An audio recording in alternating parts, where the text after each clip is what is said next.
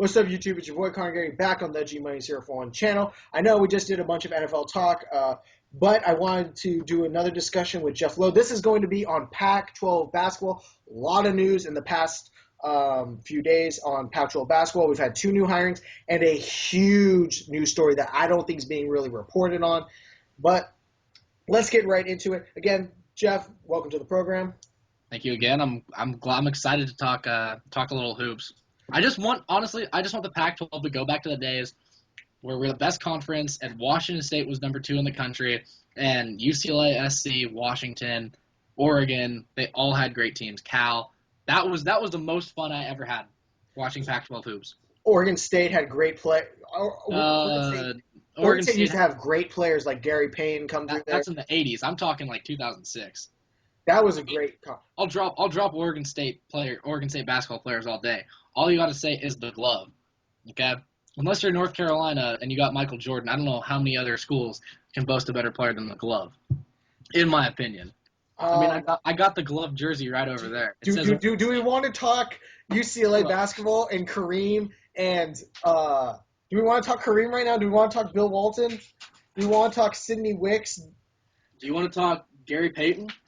Oh, I love Payton. I love the glove. The jersey's coming on. Oh, boy. You get the glove jersey for this.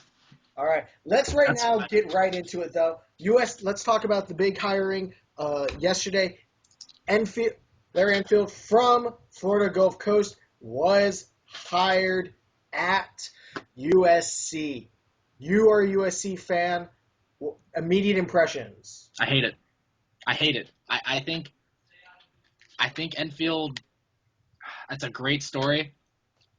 I don't know how it works. I would have rather had I think SC should have gone after Tubby Smith or possibly that Syracuse assistant. I think the Syracuse assistant I would have liked that hire a lot more. It wouldn't have been the sexy pick. I think it would have been the right pick. I think Pat Hayden, he made this decision. It was the sexy pick. That's why he made it. Enfield's hot right now. I don't think it works, personally. I have to agree. I hate this pick. As much as I hate SC, I don't think this is the right pick for them. Because honestly, if you're the coach at USC, you have to recruit LA, and you know North Carolina, Duke, UCLA, they're not getting all the players from LA. The LA is a hotbed of talent. You got to get those players, and I don't think Enfield can recruit. Obviously I don't know how well he can sell things. Is the thing, and it's all going to come down to recruiting for Enfield. If you recruit LA, and even Portland's put out some good players, and if you can, and you even got to contend with schools like Washington and LA. Lorenzo Romar does a great job. Romar's a great recruiter. Romar does a great job. LA. I don't know how he's going to do it. One problem I see now, we'll talk about it in a second, is the UCLA hire. They just hired Steve Alford. That's really detrimental to SC's recruiting now of big prospects in LA because there was a big bias against Ben Howland. Not a lot of the coaches liked him. A lot of the coaches really like Alford. He had a lot of their prospects at New Mexico, those former UCLA prospects who transferred out of the program at New Mexico. You know what? I see a huge – you hit the nail right on the head. I understand that Enfield is the hot prospect right now.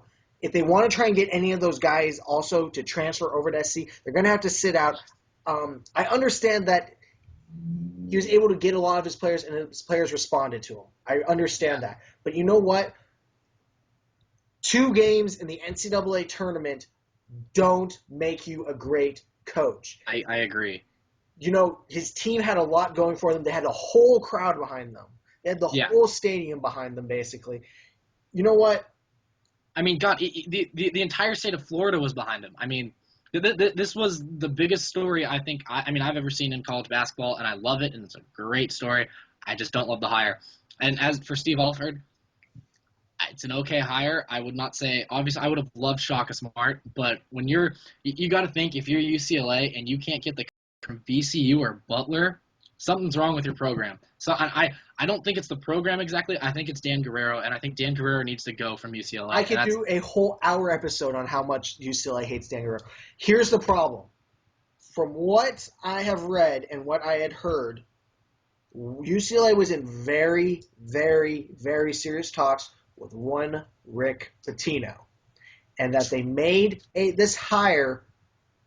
I would have liked – Dan Guerrero wanted to get the search done with over very, very quickly. I don't know why. Because I would have liked to have seen them, even right now, not have a coach, take their time and hire a coach that I like Alfred. I really do. But you know what? I would have liked them to pursue some other options, including a guy that I love at Marquette, Buzz Williams. But I heard Buzz Williams, and I thought that would have been a great hire. In That would have my been an opinion, awesome was hire. a great Um, hire. you know, Alford hasn't won. He hasn't won a lot. He's been to the Sweet 16 once, and it was with Southwest Missouri State in 1998, I believe, or 96. To be fair to him, he hadn't had a lot of talent at Iowa, Southwest Missouri State, or New Mexico. It'll be interesting what he can do with talent at UCLA, because obviously you are UCLA, you have 11 national titles, you're still getting 5-star recruits every year. I want to see what Alford can do with that kind of talent. Maybe he can make a deep run. But if you're at UCLA, he's got huge pressure. Sweet 16s do not cut it at UCLA. You need to get Final Fours. See, I'm okay with him getting Sweet 16s for the beginning right now because he has a program, in my opinion, complete and utter disarray. He's got guys who last year, a guy that I like named Tony Parker, who's a 6'9" center. He went during his time at UCLA. He played well. He only averaged though like 5 minutes a game. Guy was a 4-star recruit. His first thing Alford needs to do is make sure Parker's going to stay. He needs to go out and recruit right now a big man because UCLA have no big man. He is not a guy that really runs an up. Put in the young Gasol. Put in the young Gasol brother. I went to a UCLA game and I saw him. No. Put him in. He's not good. He probably has a nice Euro game. Trust me, I saw him in person. He doesn't. He is the most awkwardly looking basketball player I've seen in a while. But let's move on to the biggest story, though, in the Pac-12. And this is a story that I think is being played off as a joke, that people are kind of sweeping under the rug and not wanting to talk about. And that is the head of the Pac-12 refs put a supposed bounty on Sean Miller, saying, I will give, I think it was $5,000 or a trip to Cancun to whoever tees up Sean Miller in the Pac-12 tournament. I have a huge problem with this. If I'm correct, he actually did get a tee in the tournament. He did actually against UCLA. With the famous he touched the ball. Yeah. He touched the ball. I mean, he said he touched the ball like 7 times. And, I agree with Sean Miller on that. That was not a technical. It was not a foul. I didn't think that was a foul. I think Arizona did get screwed out of that game against UCLA. But this just looks bad for the Pac-12. And you know what? I'm a Pac-12 guy. This looks terrible for the Pac-12. And again, they're trying to sweep this under the rug, in my opinion. Larry Scott's going, oh, it's just a joke. And all the other people are like, oh, he was just like, oh, it's just a joke. I wasn't being serious. But you know what? Even if it is a joke, you can't make that joke if you're an official. Because you know what? You have to be impartial by definition. By definition, the ref is the only one on the court who's allowed to be impartial. You cannot like a certain player. You cannot like a certain team. You cannot like a certain coach. You are the judge, jury, and executioner. Because in basketball, there is a foul on every play. You can really screw with the results. And you know what? I'm not going to lie. I'm a huge UCLA fan. That technical saved UCLA. It really did in the game. Because I watched that game start to finish when I was home during spring break. It saved UCLA. This is not – maybe it is a joke. Maybe it's not. In my opinion, this is a horrible thing. I think he should be fired. I agree. I think he should be fired. And another thing with this, Ed Rush came from the NBA, and the whole Tim Donaghy thing is still fresh in people's minds. It doesn't look good for the Pac-12 at all. When I was listening to Scott Van Pelt today, he had Larry Scott on. I've loved what Larry Scott has done with the Pac-12. He's been the best. I mean, he's been awesome. As soon as he got here, hit the ground running, said, we are going to strive to be the best conference. We're going to do this, this, and this, and we're going to make our conference that much better and that much stronger. This is the only time today I have really been pissed at Larry Scott. That interview was terrible. I think he came off really poorly, and he was just kind of – it looked like he really had Ed Rush's back, when he needs to fire him. Ed Rush needs to be gone. And Scott Van Pelt brought up a great point. If you're Sean Miller in Arizona and Ed Rush is still the head of officials of the Pac-12, how are you going to trust any call you ever get now? Exactly. How do you trust any call you get this next season or the season after that if Ed Rush is still there? You can't trust. Ed Rush is reffing your game. They literally can't have him at any of their games. No, because you cannot. I think you have to fire him. You have to do it. You have to cut ties with him. I agree. Because you know what? Exactly what you said. If he is at the game, you cannot trust any call made by any official because you don't know if he had input, if he said something maybe to the officials. You know what? And as my grandfather said, there are two sports that if you want to rig a game, there are two sports you do it. That's boxing and basketball. Because in basketball, it is totally subjective in terms of foul calls by the ref. The ref can literally... Yeah, exactly. Just ask the Sacramento King fans from 2001 if they... I mean, and I'm a Laker fan. I'm a diehard Laker fan. I got a Kobe jersey right there. Yeah. That was a poorly officiated game. It wasn't poorly officiated. It was a great fixing. You know what it was, and I believe wasn't Donaghy a ref that game? He was the head ref, I think, that game. Well, there you go. He had money on the Lakers.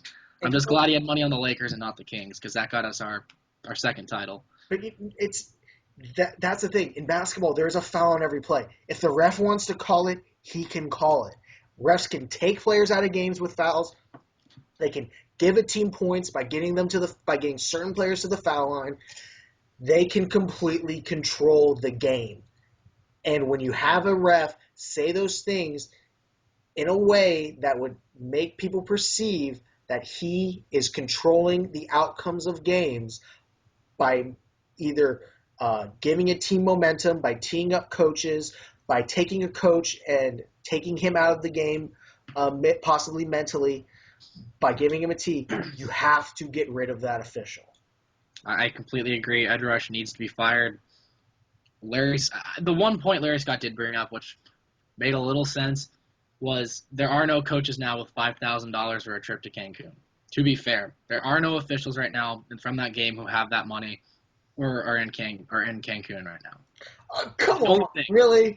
That's good. That's our argument. I'm not saying it just completely exonerates Ed Rush. I'm just saying. I mean, that's the one thing that makes a little sense. That's the only thing. But you know what? I still have. I think he meant it, and I think he did too. I did too. And with that, everybody, that's going to end this episode. Thank you all for watching. Your boy Connor Garrity on the G Money 041 channel, featuring Geoff Lowe. Yeah, gotta rep Oregon State and GP. That's right. By the way, this jersey was made in the Philippines. Most jerseys are made in the Philippines. Well, this came shipped to me from the Philippines. I know. I'm possibly getting a Sean Kemp jersey soon. It's more than likely fake. But you know what? I love it. You know what? I'm going to get a fake Sean Kemp jersey just so I can rock him. There's nothing wrong with that. The Rain Man. The Rain Man. Again, thank you all for watching. Again, please comment with your thoughts on the hire of Andy Enfield, on Steve Alford, and on this Pac-12 ref scandal. Like the video, comment on the video, subscribe if you want to see more videos like this one. I'm probably going to be coming back with Geoff Lowe with a bunch of videos with him throughout the year, whether that means in person or via Skype, because I love having conversations with you on sports, Geoff. I like it. Spring football's coming up. Oh, yeah. Spring ball's right around the corner. Can't wait. In Texas, there are two sports, football and spring football. Can't wait. Can't wait either. Again, thank you all for watching. Your boy Connor Garrity on the G-Man04 channel featuring Geoff Lowe. Thank you. And with that, I'm going to hit y'all with the peace.